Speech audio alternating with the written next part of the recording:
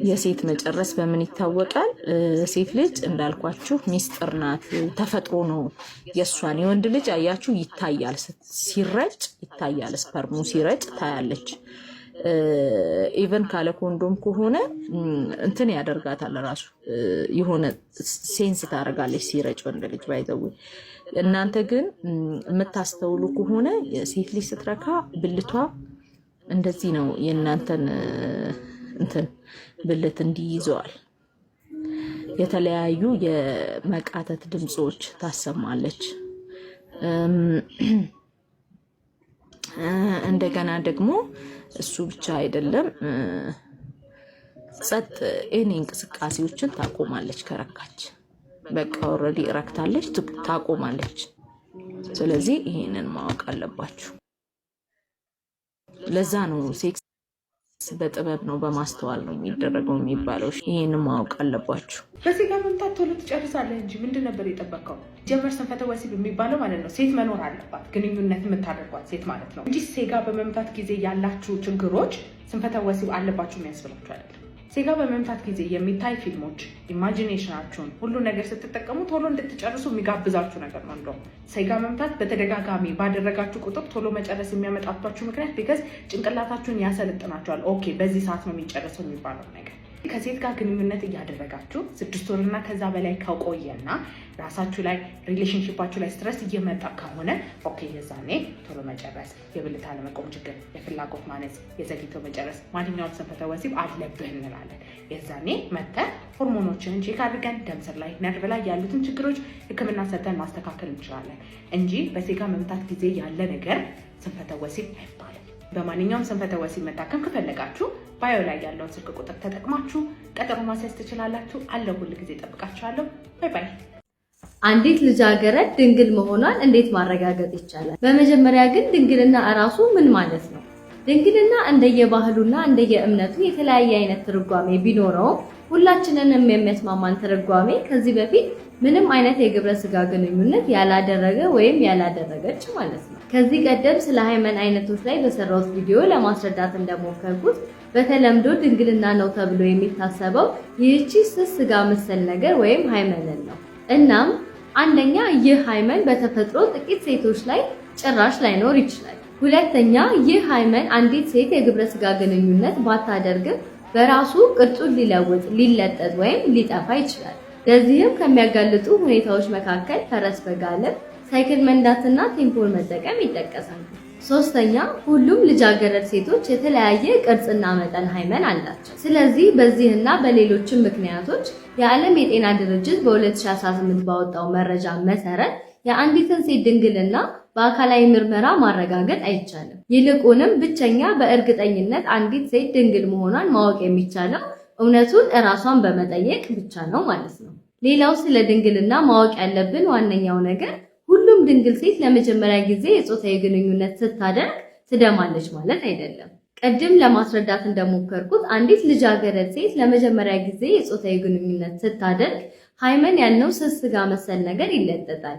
በዚህ ጊዜ ይህች እንስት ልትደማም ላትደማም ትችላለች። ስለዚህ አንዲት ሴት የመጀመሪያ ግንኙነት ጊዜ መድማት አለመድማቷ በፍጹም የድንግልና ማረጋገጫ ሊሆን አይችልም ማለት ነው። ጥያቄ ካላችሁ ኮሜንት ላይ አስቀምጡልኝ። ይህ ቪዲዮ ብዙዎችን ስለሚጠቅም ሼር ማድረግ አትርሱ። ዶክተር ድላይት ነኝ።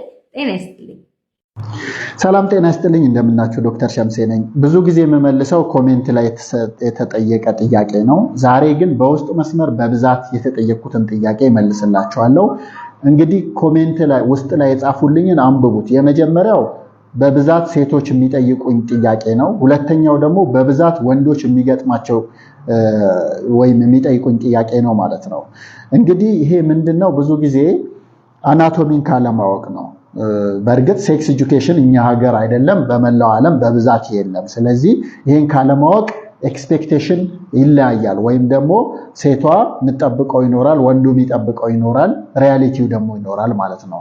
ሪያሊቲው ምን መሰላችሁ? ሴቶች 80% ወይም ከ10 ሴቶች 8ቱ የሚረኩት ውጭ ላይ ባለ የብልታቸው ክፍል ነው። ያም ክሊቶሪና ቡልቫ ምንለው ላይ ነው። እሱ ሲነካ 8ቱ እርካታ ጫፍ ይደርሳሉ። ሁለቱ ግን ውስጥ ላይ ወይም ደግሞ ጂስፖት እና ቫጃይና ውስጥ ሊረኩ ይችላሉ ማለት ነው። ስለዚህ አብዛኛው ሴት ውጭ በሚደረግ ግንኙነት ነው የሚረካው ማለት ነው። ያ ወንዱ ውጭም ውስጥም ይረካል፣ ችግር የለውም ማለት ነው። ስለዚህ ብዙ ጊዜ ምንድነው የሚመጣው እኛ ሀገር ብዙ ሴቶች ትዳር ከመግባታቸው በፊት አውተር ኮርስ የምንለው ወይም የውጭን ግንኙነት ያደርጋሉ። ነገር ግን ድንግልናቸውን ለመጠበቅ እንደዚሁም አንዳንድ ሴቶች ደግሞ ፔኔትሬቲቭ ሴክስ ብቻ የሚከለከል ስለሚመስላቸው እርግዝና ለመከላከል ብለው ብዙ ሴቶች ከውጭ ብቻ ያረጋሉ። በተጨማሪም ደግሞ ክሊቶሪን በመነካካት ራሳቸውን ያረካሉ። ነገር ግን የሚጠብቁት ውስጥ ላይ የተሻለ ነገር እንዳለ ነው። ስለዚህ ትዳር አግብተው ሴክስ ማድረግ ሲጀምሩ ውስጥ ላይ የተሻለ ነገር ይጠብቃሉ። ነገር ግን ውስጥ ላይ ምንም የለም ለአብዛኛው ሴቶች ወይም ለ8 ከ10 ማለት ነው። ስለዚህ ምን ያመጣል? ሴክሹዋል ዲስአፖይንትመንት ያመጣል ማለት ነው። ስለዚህ የሚጠብቁት ነገር የበለጠና የተሻለ ነው። ነገር ግን ምንም ነው ማይኖረው ለብዙ ሴቶች። ስለዚህ ምን ይላሉ? ምንም አረካም ውስጥ ላይ በሚደረግ ግንኙነት ስለማይረኩ ማለት ነው። ስለዚህ ወንዱ ይጨነቃል አላስደሰትኳትም ብሎ ማለት ነው። ነገር ግን ማስደሰት ያለበትን ቦታ በደንብ ባለመነካካት፣ ሴቶቹ ደግሞ በባህልም በሃይማኖትም የተነሳ ክሊቶሪያቸውን ብዙ ወንዶች በእጃቸው እንዳይነኳቸው ያደርጋሉ ማለት ነው። ይሄ ትክክል አይደለም። የሰውየው እጁም ብልቱም ምላሱም የሰውየው ነው። እስካገባሽው ድረስ ሁሉም ፓርት ሊያስደስትሽ ይገባል። ከበሽታ አንጻር እንከለክላለን ለብዙ ላልተጋቡ ሰዎች። ለተጋቡ ሰዎች ግን ባልሽ ነው፣ ምንም ችግር የለውም፣ በፈለገው መልኩ ሊያስደስትሽ ይገባል ባይነኝ ማለት ነው ከሜዲካሉ አንጻር። ስለዚህ ብዙ ጊዜ ይሄን አይነት ችግር የሚፈጠረው በጣም በቀላል በኮሚኒኬሽን መፍታት የሚቻልና አናቶሚን ከማወቅ የሚያስደስተንን የማያስደስተንን ነገር ከመለየት ነው እንጂ ብዙም ውስጥ ገብቶ ረጅም ሰዓት ከእጅ ጸዳ ምናምን የሚለው ነገር ትክክል አይደለም ማለት ነው። ምክንያቱም እንኳን እጅ ማለት ነው ውጭ ሀገር ቫይብሬተርም ይጠቀማሉ፣ መድኃኒትም ይታዘዛል ፍላጎት ለመጨመር። ስለዚህ ከዛም የዘለለ ነገር ሊሆን ይችላል። የባለቤትሽ እጅ ጥሩ ነው ታጥቦ እስከሰራው ድረስ ማለት ነው። ከዛ ውጭ ግን ወንዱም ቢሆን የቱ ጋር ማስደሰት እንዳለባት አናቶሚ ማወቁ ለራሱም ጭንቀት ይቀንስለታል፣ ፓርትነሩንም ለማስደሰት ይረዳል ማለት ነው። እንግዲህ ይሄ የብዙ ሰው ጥያቄ ስለሆነ ነው የመለስኩት። ኮሜንት ይሄ ጽሁፉ ላይ ማንበብ ትችላላችሁ። ይሄን አይነት ችግር በጣም በየቤቱ ብዙ ሰው ያለው ነው ማለት ነው። ተመሳሳይ እንደዚህ አይነት ችግር የገጠማችሁ በጨዋነት ኮሜንት ላይ ኮሜንት መጻፍ ትችላላችሁ፣ ወይም ደግሞ እንዳይታወቅባችሁ ከፈለጋችሁ ኢንቦክስ አድርጉልኝ ማለት ነው። ሰላም ጤና ይስጥልኝ፣ እንደምናችሁ ዶክተር ሸምሴ ነኝ። ጥያቄዎቻችሁን እያብራራው እገኛለሁ። አሁን ደግሞ ጠያቂያችን ምን አለ? ዶክተር ፕሊዝ ኩድ ዩ ቴል አስ አባውት ስፐርም። ብዙ ጊዜ ኢቭን ፊልም ሳናይም ውሃማ ሚወጣ አለ። እሱ ስፐርም ነው ወይስ እንዴት ነው? እስኪ ብታብራራለን የሚል ጥያቄ ቀርቧል። ይሄኛው ስፐርም አይደለም። ምንድነው? ፕሪካም የምንለው ወይም ፕሪ ኢጃኩሌት የምንለው ወይም ደግሞ ወንዶች ሲነቃቁ የሚፈሳቸው ውሃማ ነገር ሚዝለገለግ ነገር አለ ማለት ነው። እሱ በአብዛኛው ምንም ስፐርም አይዝም። ነገር ግን አልፎ አልፎ ስፐርም ሊይዝ ስለሚችል የማስረገዝ አቅም ሊኖረው ይችላል ማለት ነው። ይሄ ብዙ ጊዜ ወንዶቹ በሚነቃቁበት ጊዜ የሚመነጭ ፈሳሽ ሲሆን ሁለት አይነት ጥቅም አለው።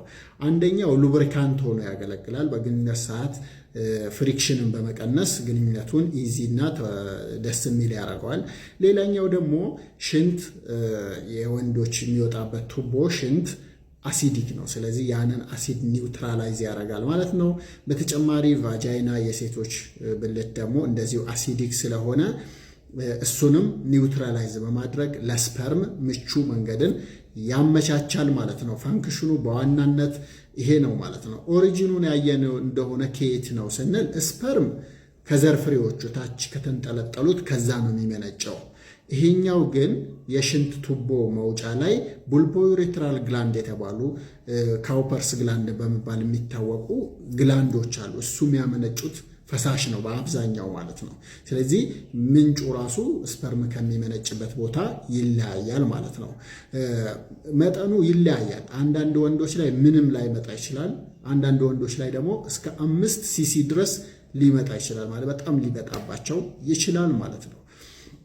ቀደም እንዳልኳችሁ ብዙ ጊዜ ስፐርማይዝም ግን አንዳንድ ሰዎች ላይ ስፐርም ስለሚይዝ ቀድሞ ስፐርሙን ከዛ ተቀላቅሎ ሊወጣ ስለሚችል ሊያስረግዝ ስለሚችል ይሄንን ተማምኖ ግንኙነት በዚህ መልኩ መፈጸም አይሆንም ማለት ነው። ለዛም ነው ማስወጣት ቴክኒክ የሚባለው ኮይተስ ኢንተረፕተስ ማይሰራው አንዱ ለዛ ነው ማለት ነው። ከዛ ውጪ ግን ይሄ የሚወጣው ውሃማ ፈሳሽ በውስጡ ግን ኤችአይቪ ይይዛል። ስለዚህ በሱ ኤችአይቪ ያስተላልፋል ማለት ነው። ይሄንን ማወቅ ግድ ያስፈልጋል ማለት ነው። አንዳንድ ወንዶች ላይ በጣም ይበዛባቸዋል፣ ይረብሻቸዋል። እንደዚህ በሚሆንበት ጊዜ እና በጣም ካስቸገራቸው መድኃኒቶች አሉ ማለት ነው። ከነዛ መድኃኒቶች አንዱ 5 አልፋ ሪዳክቴስ ኢኒቢተር በመባል የሚታወቁት ዝርያ ናቸው። ፌናስትራይድ የተባለ መድኃኒት ከዚህ ዝርያ ውስጥ ይመደባል። ይሄ በሐኪም ከምርመራ በኋላ ሊታዘዝ ይችላል ማለት ነው። በአጭሩ ይህንን ይመስላል። ላይክ እና ፎሎ ማድረጋችሁን እንዳትረሱ። ሰላም ዋሉ። ሰላም ጤና ይስጥልኝ። ዶክተር ሸምሴ ነኝ። ጥያቄዎቻችሁን እየመለስኩ ነው። ቢዘገይም ይመለስላችኋል። በትዕግስት ጠብቁኝ ማለት ነው። ጥሩ ጥሩ ጥያቄዎችን ጠይቁ። ይሄው ወንድማችን ስለ ፓይሮኔስ ዲዚዝ ጠይቋል ማለት ነው። በአማርኛ ፓይሮኔስ ዲዚዝ የምንለው የወንድ ብልት ሲጣመም ነው። የወንድ ብልት በአብዛኛው 70% ወደ ላይ ይጣመማል ማለት ነው። ለምን ይጣመማል፣ እንዴት ይታከሙታል የሚለውን አጠር አድርጌ እነግራችኋለሁ። ቢያንስ ሐኪም ቤት ስትሄዱ ግራ እንዳትጋቡ የሚረዳ ያክል ማለት ነው። ፓይሮኔስ ዲዚዝ የሚባለው እንግዲህ ብልታችሁ የወንዶች ብልት በተለያየ ምክንያት ብዙ ጊዜ ዋነኛ ምክንያቱ ጄኔቲክ ሰሰፕቲቢሊቲ ወይም ደግሞ የዘረመል ተጋላጭነት ይኖራቸውና ፈጣንና አደገ ይሄ ጉልበት የበዛበት ግንኙነት በሚያደርጉ ጊዜ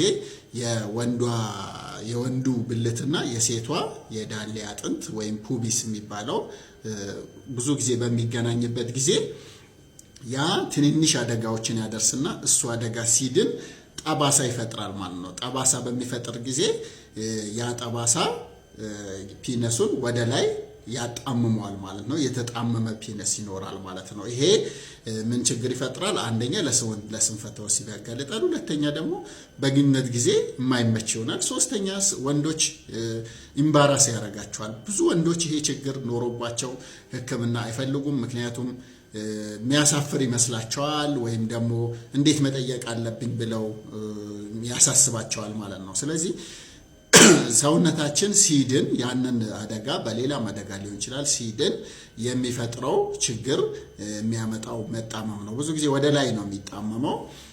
በሌሎችም ነገሮች ሊመጣ ይችላል ማለት ነው። ይሄንን ፓይሮኔስ ዲዚዝ እንለዋለን ማለት ነው።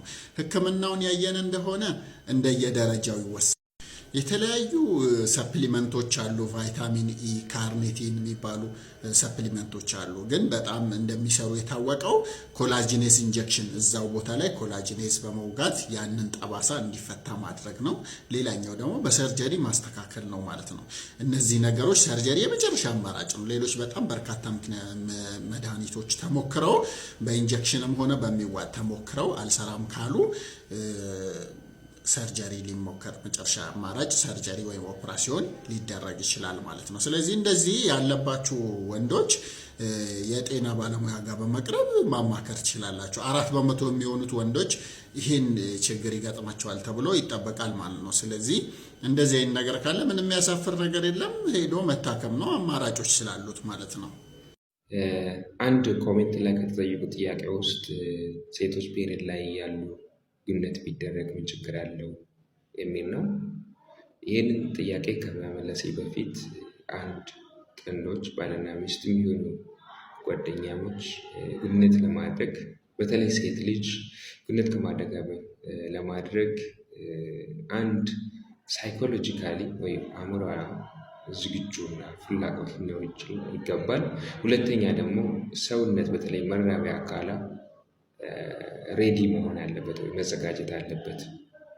ስለዚህ ሳይኮሎጂካሊ የሚሆን የመራቢያ አካል ሬዲ ሆነ ግንኙነት ለማድረግ አንዱ ኮንትሮል ከሚያደርጉት አንዱ የሴት ዘር ሆርሞን ናቸው። ኢስትሮጅን የሚባል ሆርሞን ሴቶች ግንኙነት ፍላጎት እንዲኖራቸው ግንኙነቱ ፕሌዥረብል እንዲሆን ዋናነት ያገለግላል።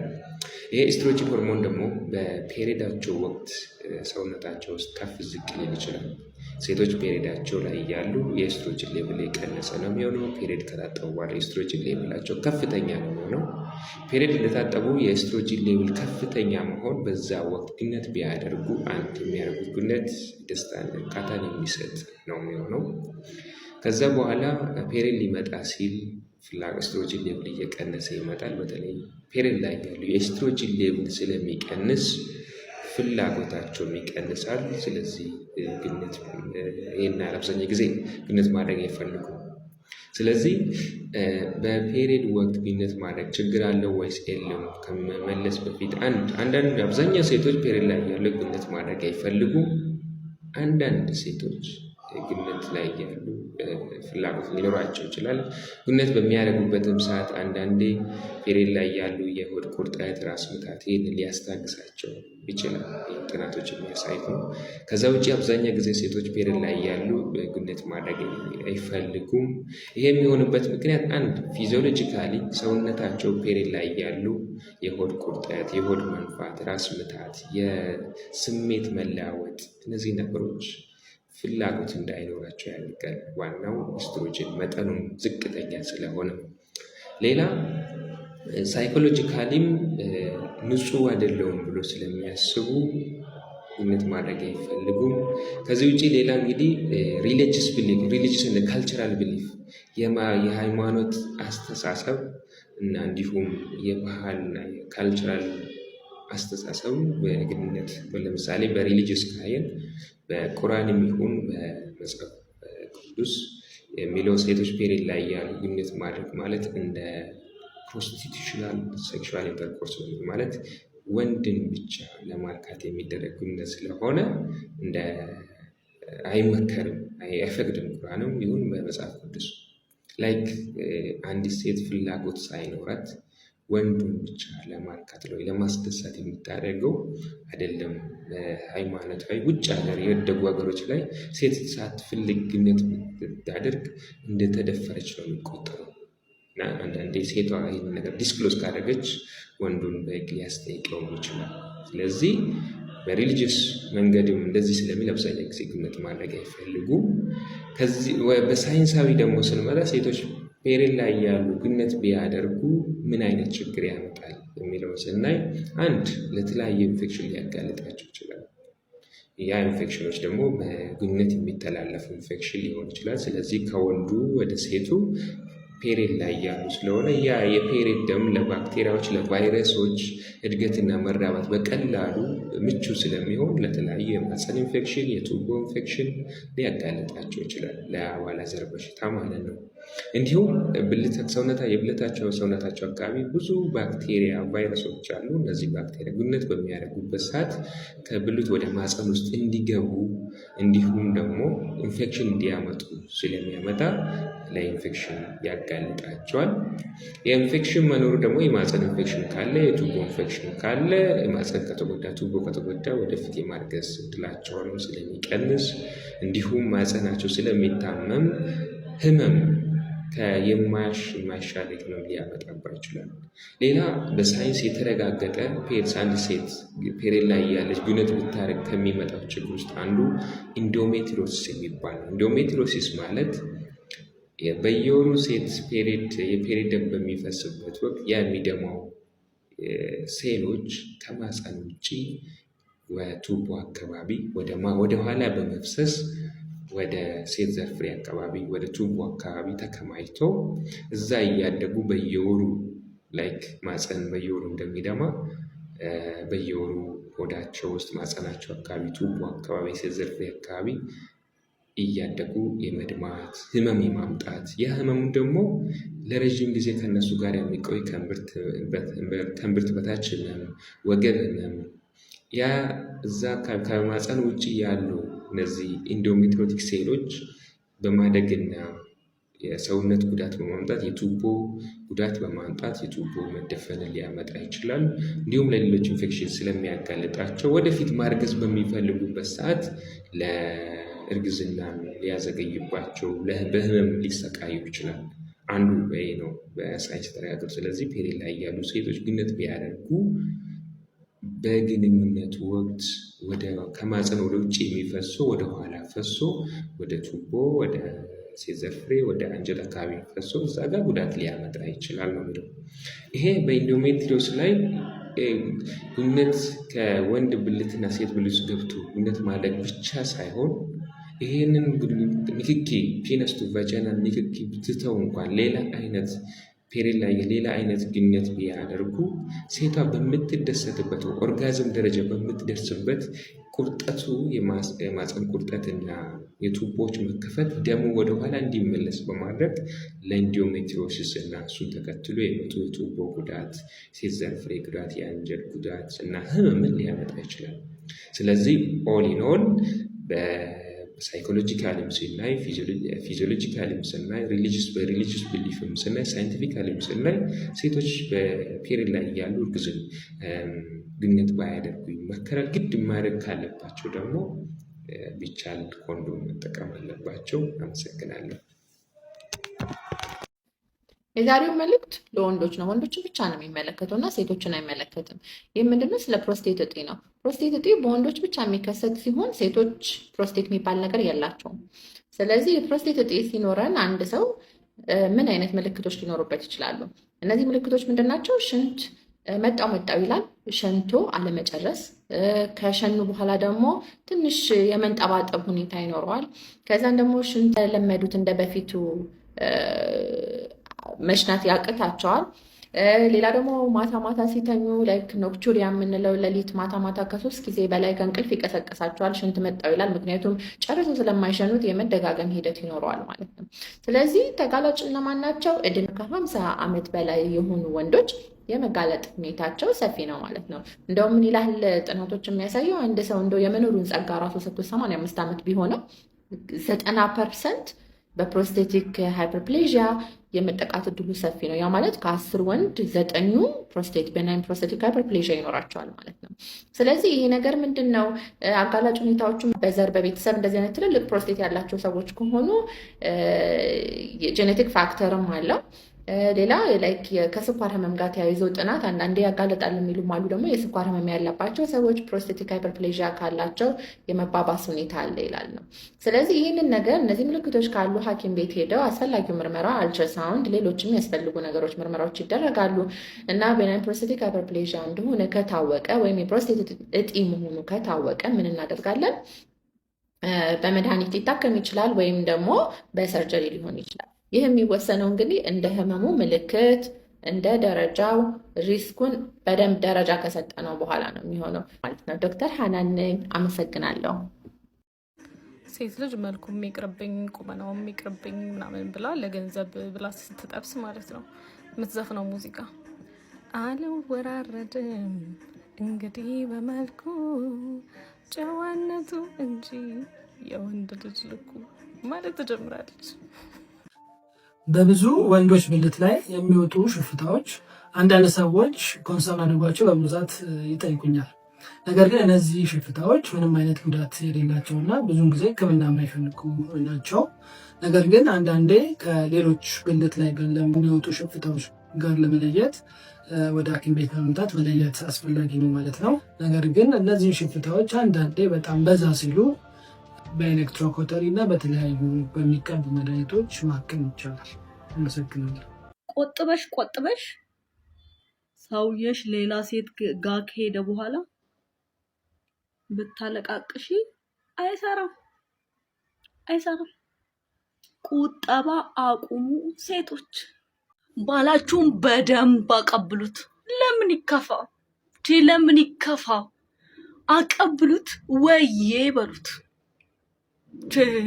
ለምንድን ነው የሚከፋው? ለምን በእጥረት ይሰቃያል? አቀብል ጋይስ። ቆይ እኔ ምን አጠፋው? ማርያምን እኔ እኮ ያልኩት ባለቤቶቻችሁን ፍቅረኞቻችሁን አስደስቱ ነው። በቃ አለቀ። ምን አልኩኝ? ሴቶች ምን ሆናችሁ ነው የማታርፉት እንዴ? ምን ሆነሽ ነው? የምር በጣም ነው የምታስቁት ሴቶች እንዴ። እኔ እኮ ማድረግ ያለባችሁን ግዴታ የሆነ ነገር ነው እየነገርኳችሁ እንዴ። ምን ሆነሽ ነው? ዋ እና ታዲያ አንቺ ከፍተሽ የተኛሽ ታዲያ ምን ይበል? ምን ያርግ እንዴ?